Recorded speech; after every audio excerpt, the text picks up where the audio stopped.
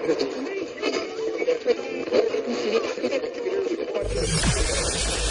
ready for unique, rare, and little-known treasures from the golden age of radio. You're listening to The Amazing World of Radio with Adam Graham. Welcome to The Amazing World of Radio. From Boise, Idaho, this is your host, Adam Graham. If you have a comment, email it to me, box13@greatdetectives.net. This summer series of summer replacement programs is brought to you by our Patreon supporters at patreon.greatdetectives.net.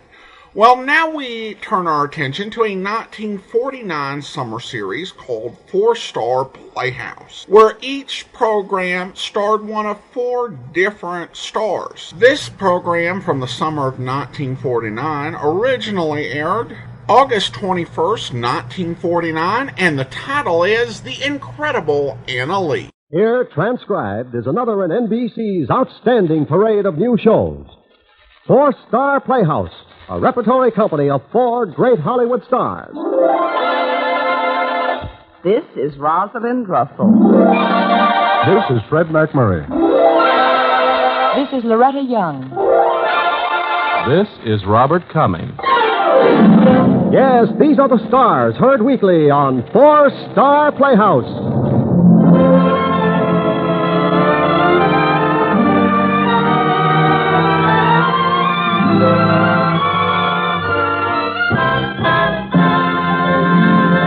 Ladies and gentlemen, one of our 4-star players and star of tonight's play, Miss Rosalind Russell.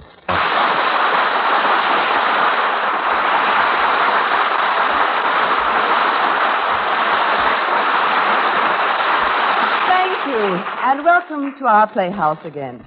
Every Sunday evening at this time, Fred McMurray, Loretta Young, Robert Cummings, and I appear in new dramatizations of stories selected from Cosmopolitan magazine.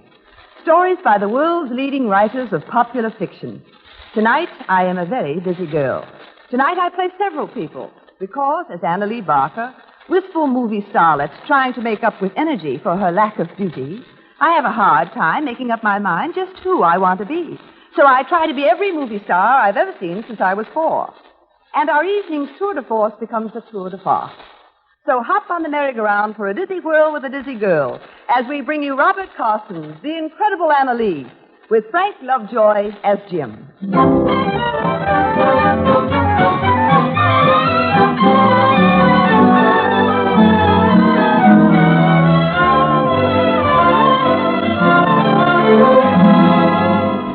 My name is Jim Malvern, and you'll be surprised to learn that I am not a private eye.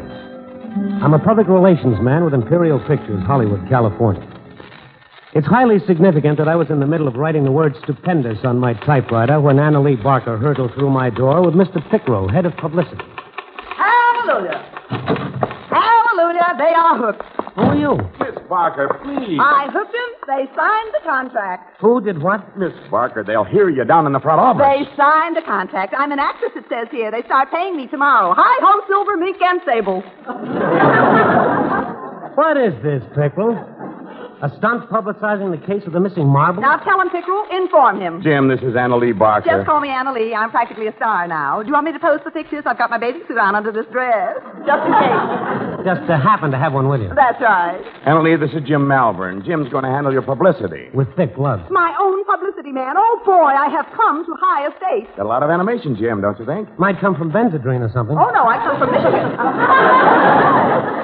It's something in the water, you know. Oh, boy, my own publicity man. Gee, what if they find out I can't act? Well, it'll be the usual routine. You'll be a star and you'll make a large salary for years. I have a statement for the press. For immediate release, to wit. I love Hollywood. I think pictures are a form of art. Say, where do I go at the end of the week to get my pay? Jim will show you. Yeah, and take it easier, honey, or you'll blow your top. Now, don't you worry about me. I'm taking everything in my stride. Say, tell me something. If I go crazy, do they keep on paying me? Only if they go crazy, too. You want to eat? You mean now or in general? Have you had lunch? Well, I want to eat in the studio restaurant where I can be seen. Oh, sure. Maybe Loretta Young or Fred McMurray will ask for your autograph. And they shall have it. Pickerel, this girl's got something. I'm not pretty, and I can't act. But I've got a quality of sheer enthusiasm and electricity that will get over to an audience and give them a jag. Yeah, you got more than that. I got delusions of grandeur, but in a very modest way. I got to go outside. I feel my ulcer coming on. Well, shall we eat, Dynamo Girl? I think you ought to eat very nourishing foods to help you keep your strength up, because I warn you, I am the only non-Mohammedan whirling dervish in captivity. I will run you ragged, but the experience will be worth the 10 years it takes off your life. Now, how much of your money can I spend for my lunch?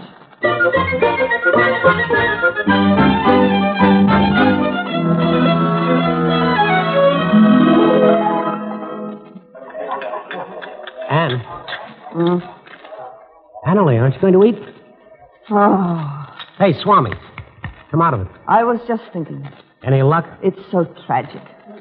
What is so tragic? Here I am at the height of my career. Hasn't even started yet. Here I am, almost rich, almost loved, almost famous. The smallest accident could ruin everything. Like how? Bacteria, a banana peel, stepping on a cobra as I get out of bed. That figures.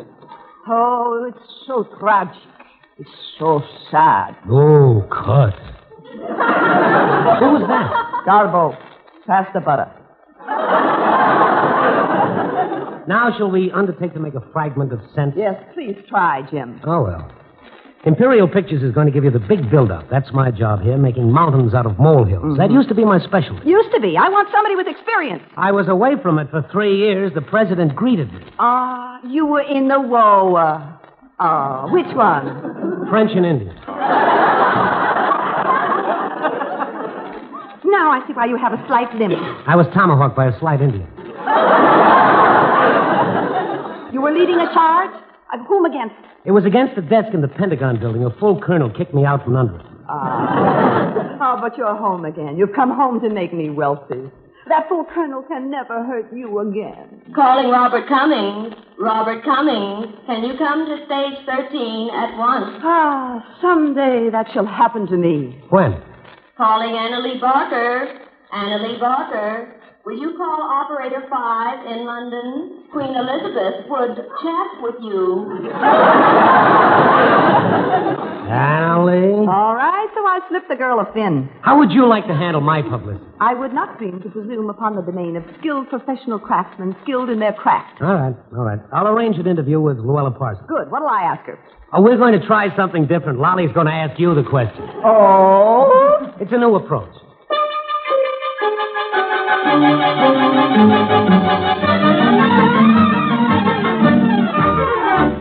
There I was, Miss Parsons. May I call you Lolly? There I was, Lolly, in Michigan, a complete failure. I was busted financially and likewise spiritually when I was 14 and discovered that men do not like gabby dames with undistinguished faces. In addition, I'm stupid. But one day, the Dramatic Society put on a play. I got the lead because I was the oldest and biggest girl in school, and the rest is history. Do you realize how much they're paying me per week, Miss Parsons? 500 clams.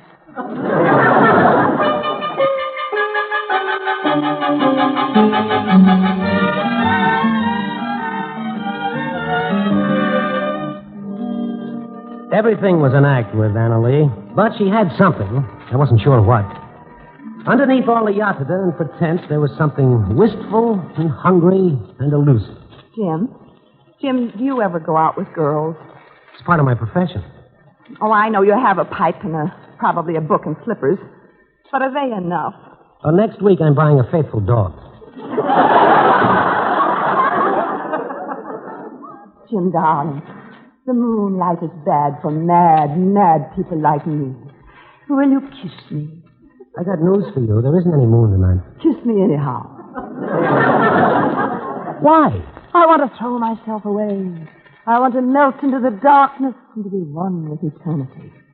I've got to stop thinking. You can't stop thinking. Why can't I? You never started. Jim, dear. Look, Annalie, let me come quickly to the point, which is that you're real nutty, and I definitely do not want nutty dames to love. In addition, I was married once. A society girl, and she was beautiful. A chorus girl, and she was terrible. Now, you go get yourself somebody else without wound strikes. It's funny. Yeah, hilarious. What a lovely sardonic joke. Is this then what I've lived for? To be the butt of a mocking, indifferent face? Is it, I say? Is it? Oh, cut it. You tone that down a little and don't breathe so hard. Well, I keep smelling her pipe, and it makes me sick.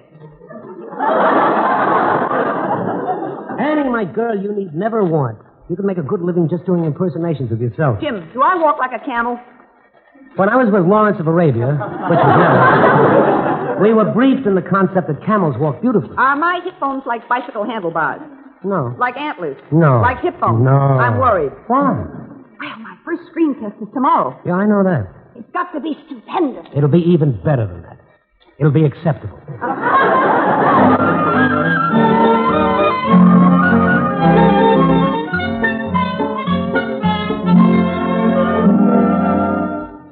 The next day, they shot the test. The full treatment. The works. She came off the set looking pale and shaken. I took her to lunch. She couldn't eat much, only a steak or two. Her eyes were wide, dry, and steady. Come on, kid. Eat. Live. I can't. Which? Neither. Oh, you were great today. I could smell my acting. I disagree. It was like a faint aroma of burning automobile tires. Recaps yet. This is the end. I will go to my garage. I will close the door. The exhaust pipe of my sweet little Maxwell and... Ah, that's the coward's way out. Goodbye, Jim. Take care of yourself. I hope you'll find a better girl than I was to you. You weren't my girl. I was, too. Well, much as I'm loath to quarrel with you, in your final hours, our relationship was that of fellow wage slaves. I'll leave you a note of farewell. I'll murder you if you do. Farewell, Jim, my beloved. Well, so long forever until this afternoon. We're going down to the harbor and help launch a new ship. I shall be out of this world. When weren't you out of this world? Pick up at your apartment at 1 o'clock.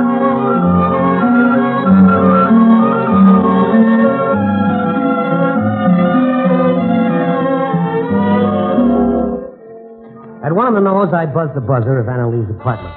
And there wasn't any answer. I tried it again. No answer. And I got worried. I got down on my knees in the hall and tried to smell gas under the door. I smelled fried onions. I got scared. I ran down to the garages and back of the building. Sure enough, Annalee's garage door was closed, and I could hear an engine running inside. I lifted the door. A wave of fumes and monoxide surged out at me. I ran inside, yelling with grief. Annalee! Annalee! Hey, don't go in there. Do you want to get dead? Annalee, where are you? Honey, where are you? Out here. Here I come. I'll save you. I'll save you. Oh, come on. Isn't this wonderful? Gorgeous Charlotte saves public relations man. Let me go, you dizzy doll. Here we are. What a story. Oh, I'll kill you. I'll kill you in cold blood if I have to send out for some. You planned it, didn't you? No, I was really going to bump myself off. Why didn't you, But I then? had to go back for my lipstick and my contacts. I looked bad enough alive. Oh, peanut brittle, don't ever give me a scare like that again. Rhubarb pie. You thought I was dead. I was afraid you were. I noticed you whipped off your coat to flap away the fumes from my limp and pitifully helpless form. I was pulling off my coat to plug up any leaks in the garage. Annie, I think I'm going to... Jim, help! Oh, he's passed out. Get a doctor. Newspaper reporters, ambulance, photographers,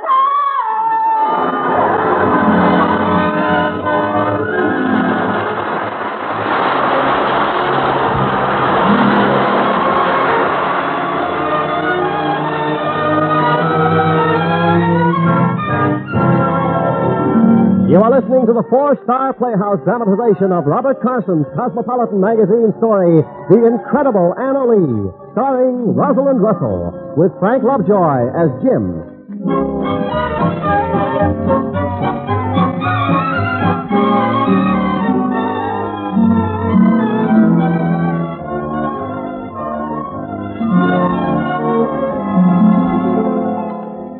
The police came. So did the reporters, so did the photographers.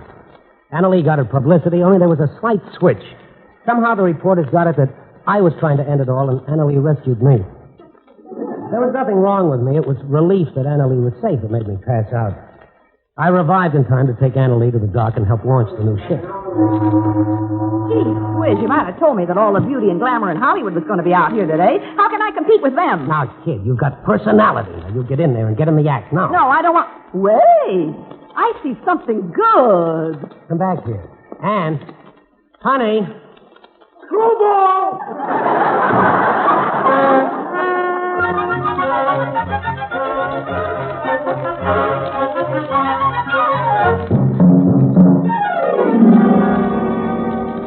Annalie came back an hour later. She had in tow a big, despondent-looking lieutenant commander with a cruel haircut and the padding walk of a prize fighter. I didn't like it. Commander Thornton Carlyle, this is Jim Malvern. How are you?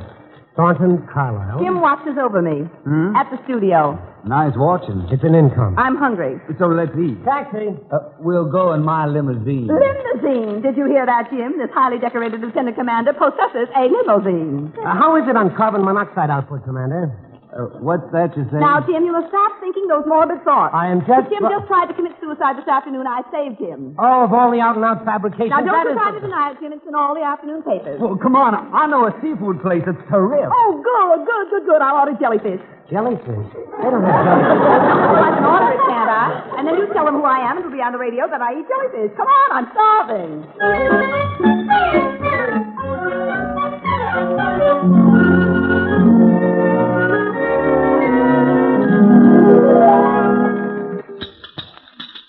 And there I was in the South Pacific with all those PT boats. I thought the war would never end. Oh, Commander. You must be prolonging the war. I beg your pardon? Now, this dame can send you howling to the nearest snake pit. Yeah? Well, I'm going to have another drink. Annalie? No, thanks, you hulking dipsomaniac. Hey, you know, alcohol might make you look good to me. Well, now that's a funny way for a woman to talk who deliberately picked me up. I didn't pick you up. Anyhow, all the other girls had Navy men around them, and there I was alone, an ugly duckling among swans. You are not ugly. I'll thank you not to contradict the ladies. Attaboy, Navy. Your servant, lad. I wanted a naval escort like I saw with Virginia Mayo and Esther Williams. So I picked this big oaf. Well, now I'm an oaf. Oh, I want men to admire me. I want to be loved. Instead, I am homely, obscure, and unwanted. Oh, here she goes again. If Annalie fails in pictures, she's going to kill herself. You know that? Shut up. Kill herself? You shut up, too. Well, how? Some involved gag with an exhaust pipe. That's been changed. It'll be a gun, and I'm going to take a couple of you with me. If I'd have known what it was like here in the States, I would never have come home. Let's go, Annalie.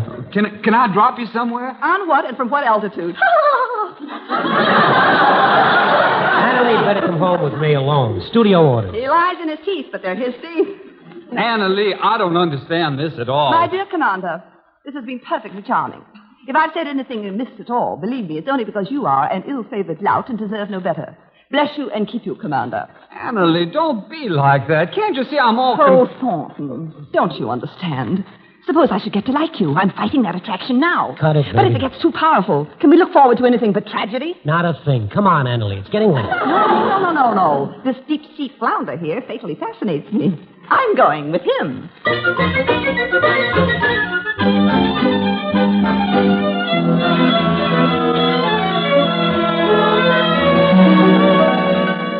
I went home reaping traffic tickets as I went. I had myself a problem, all right. I like that girl too much. Suppose I told her that Thornton Carlyle was the biggest catch in the woods. Big money, first family hero, all that. Where would I be? And then I thought that she owed it to herself to make the most of the big flounder. Around midnight, I rang the buzzer at her apartment. Dear boy, what a delightful surprise. Do stumble in. You were out with Commander Carlyle tonight. So if I was, he treats me almost as if I were good-looking instead of just untalented. Well, Annalie, I feel I owe it to you to tell you that your big, tight chum is none other than the Thornton Carlyle. Second or third. Isn't he rather big for an infielder? Annalie, Thornton Carlyle is the biggest catch since Moby Dick. Any romance with him is absolutely 18-carat publicity. Merci. If I decide to marry him, I shall let you know as my publicity counsel. You will be the first to know it. Thanks. I'll even tell you before I tell the commander. Oh, a scoop. It's nothing, really, dear boy, nothing. Well, that's it. Good night, dear girl. Jim, Yeah? you may kiss me, dear boy. Okay. Just one short one on that loud mouth of yours, and I'll be en route. Not bad.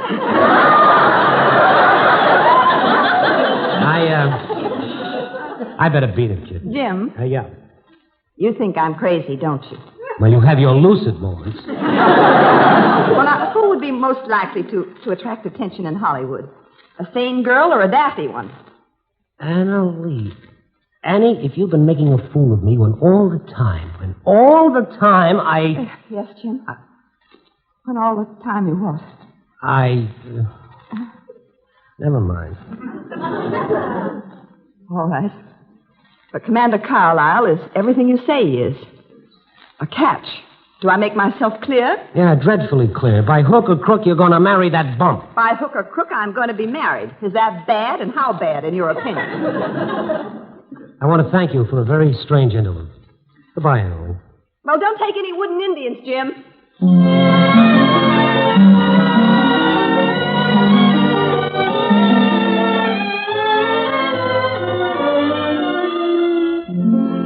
In the morning, I handed Pickerel my resignation as vice president in charge of publicity for Annalee Barker.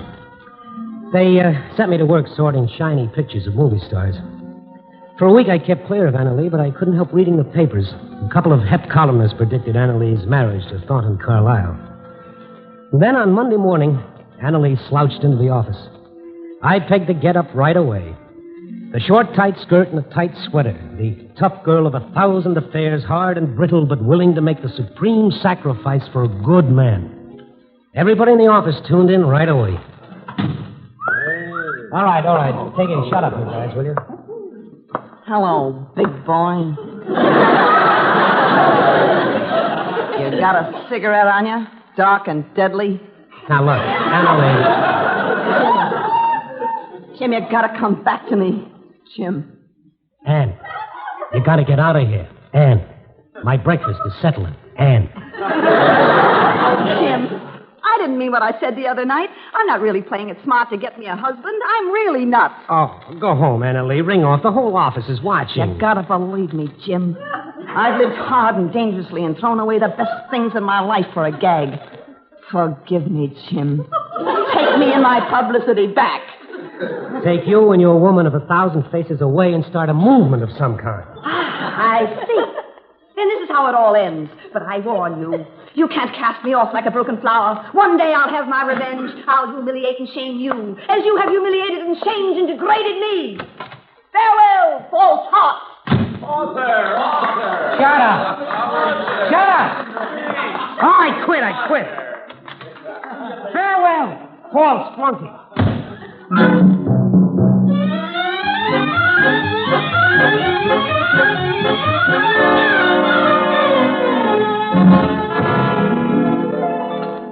And that was definitely the last I saw of Annalee Barker, in the role of Sadie Thompson, that is.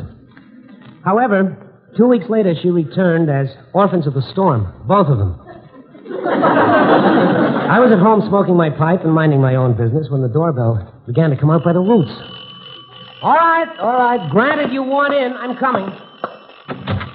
You hound, you. Oh, Commander Carlyle. Nice to see you. Why, you contemptible cad. I didn't want to come here, James. Truly, I did not. Well, come in. 'Tis a night for nary man nor beast. Now, what is this? Well, you know what it is. I did not wish to come here. Truly, I did not. Cut. Don't you snarl at this fine, innocent girl. I asked her to marry me. She accepted. And then she... How could I come to him, a soiled dove? Soiled dove? Why, you dirty dog. I told him about our affair. You'll marry this woman or I'll slaughter you. Wait a minute. I know this act. Annie, you're going to have a baby. Uh-huh. A girl. We'll call her Lynn. East Lynn. Then it's true. Well, what can I say, Commander? I'm going to knock you kicking, sir. Say the word, sweetheart, and I'll pulverize this pill. You don't dare. Big Jim Malvern is worth two of the likes of you. I'll give up. I'm through. No, Commander. Marry her. Maybe you'll find out in time who she really is. I wouldn't dare. Craven, poltron, coward, and wretch.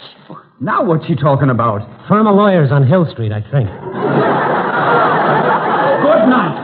Oh, for those quiet days in the PT boats again.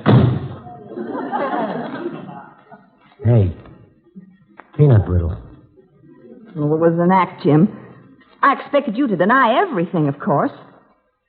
Annalee, what do you want out of life, anyhow? What everyone else wants out of life. Someone to love and someone to be loved by. When I wasn't pretty enough to get that, I settled for the next best thing, a career. But I wasn't pretty enough for that either. I had to do cartwheels and handstands, and I did them to win second best. You didn't really want to be an actress? Consolation prize only. What about those starring vehicles? Perambulators. And big premieres? Well, twins would be a nice big start. What about spectacles? Well, I'll bring them to you with your pipe and slippers. Now, what about this?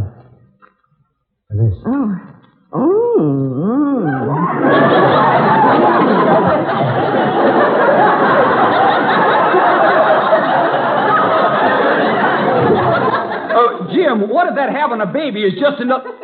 Well, pardon me.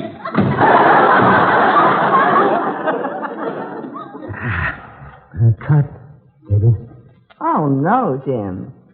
Can't we have a retake?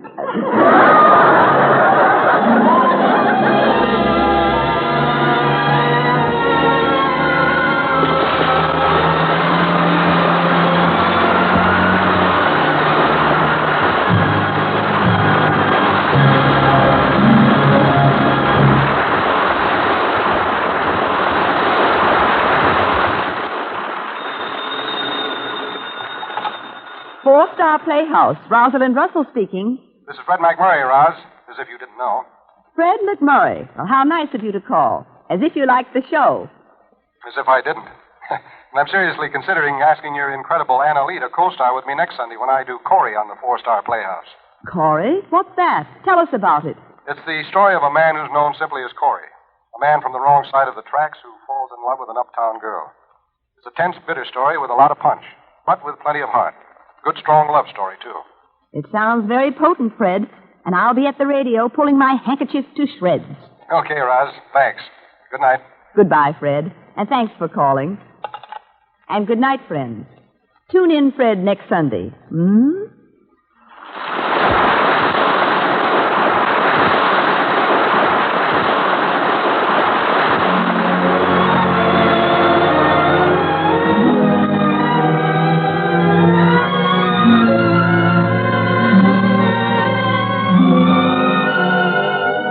You have been listening to Four-Star Playhouse. Tonight starring Rosalind Russell in Robert Carson's story, The Incredible Anna Lee, adapted for radio by Milton Geiger. Frank Lovejoy was featured as Jim Malvern. Others in the cast were Betty Moran, George Neese, and Ken Christie. Four-Star Playhouse is directed by Warren Lewis. Music composed and conducted by Albert Harris. Portions were transcribed. Rosalind Russell will soon be seen in the Columbia Pictures comedy, Tell It to the Judge.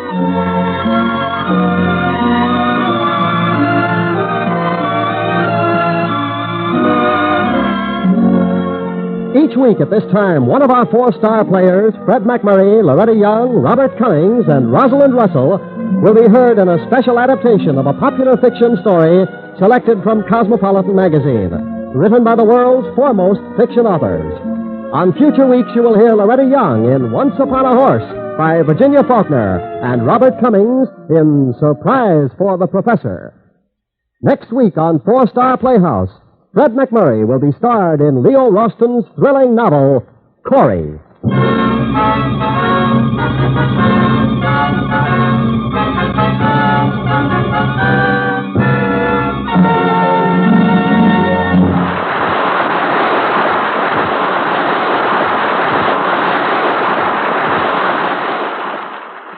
Break that match.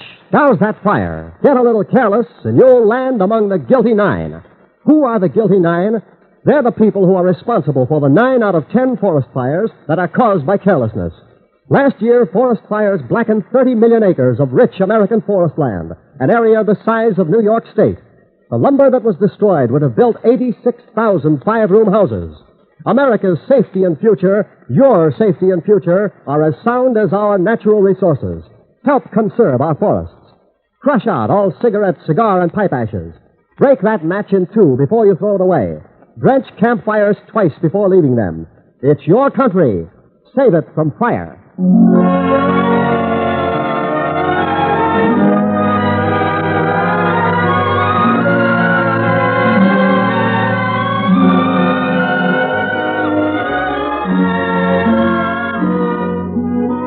In just a few moments, you are going to hear another of the NBC Symphony Summer Concerts.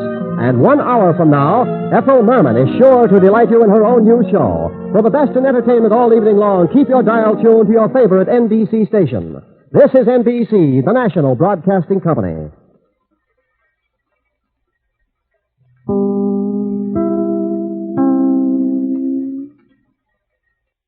Welcome back. Well, an interesting episode for a few reasons. First, this is the first time I heard Frank Lovejoy in such a straightforward comedy. And I guess that's worth noting because Frank Lovejoy, of course, played Randy Stone in Not Beat for about a year and a half. And generally every month I played a Frank Lovejoy program as an app extra.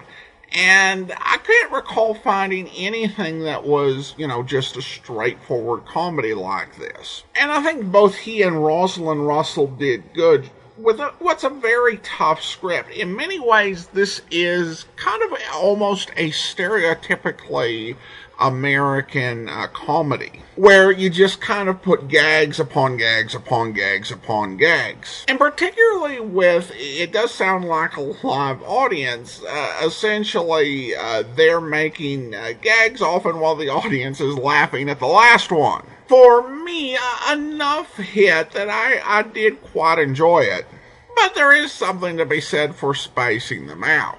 Rosalind Russell got to show a lot of range in, portraying all of these different sorts of characters that Annabelle Lee was trying to be. The 4-star selection is interesting. I'm not certain I see Robert Cummings in the same class as those other actors named, but he did have a decent enough career. As I mentioned last week, 4-Star Playhouse became a television show, but unlike General Electric Theater, it had quite a while to wait. 4-Star Playhouse would hit television in 1952. The 4 stars in that case would be Dick Powell, Ida Lupino, David Niven, and Charles Boyer. No doubt about any of them. The radio version of 4-Star Playhouse aired at a time when the CBS was doing its talent raids, and NBC was trying to find ways to respond. And the result was a pretty expensive but well-made radio program that would probably find its best form over television. While the TV version was only supposed to star the 4 stars as the leads, there were plenty of exceptions. A few of those exceptions were programs that starred Frank Lovejoy, including a backdoor TV pilot for Not Beat, and later a backdoor pilot for a series that was actually picked up called Meet McGraw. If you're anything like me, you kind of did a double take with the idea that this was a story taken from Cosmopolitan magazine, and that was the big theme of the series, that each episode was a story taken out of Cosmopolitan magazine, because we have an image of it as this women's magazine with some pretty racy columns, but that was not originally the case. It was actually founded as a family magazine, and it began to focus on fiction. And in the 30s, there was even a film company that Hearst was set up with the idea of adapting Cosmopolitan stories to the silver screen. At its height, Cosmopolitan as a magazine that focused on fiction had 1.7 million subscribers. And again, it was general market, kind of shaded towards women. And there were a lot of magazines out there that focused on short stories. And that's why there are a lot of short stories that were published and have really strong universal appeal. They had to. They were written to a mass audience. I think you tend to have less of those in more recent short stories. particularly those, published in magazines, because they tend to be more focused towards a niche audience. That sort of self-selecting group that will, read short stories kind of defines who magazines are looking to please. In the 1930s and 40s, though, you had many very large markets for short fiction. And there were multiple series that were based on the idea of, let's go ahead and do a radio program and we'll just take stories that originally appeared in Redbook and put them on the air. So definitely an artifact of another time. Well, that will be all for this week. Next week, we're going to take a listen to a program that might be considered a predecessor to programs like Unsolved Mysteries and America's Most Wanted. Next week, we're going to bring you an episode of Somebody Knows. In the meantime, send your comments to box13@greatdetectives.net. From Boise, Idaho, this is your host, Adam Graham, signing off.